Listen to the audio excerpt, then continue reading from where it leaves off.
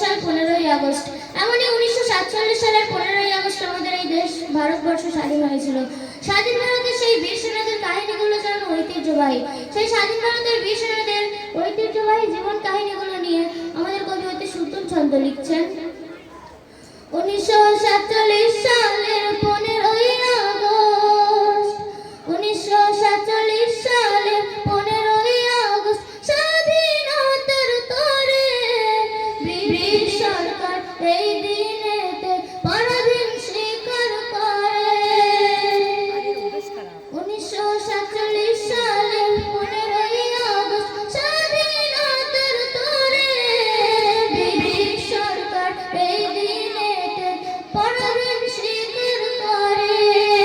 হারিয়ে গেছেন নেতাজি সুভাষ, হারিয়ে গেছেন নেতাজি সুভাষ, ফাঁসির দড়িতে ক্ষুদিরাম। দেশ প্রেমিকদের তরে আমার হাজারো সালাম, দেশ প্রেমিকদের তরে আমার হাজারো সালাম।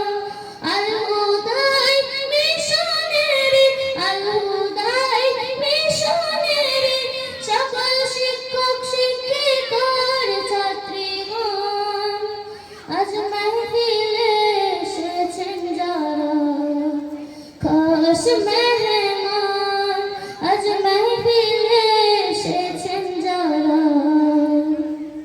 খাস মেহমান। আসসালামু আলাইকুম ওয়া রাহমাতুল্লাহ।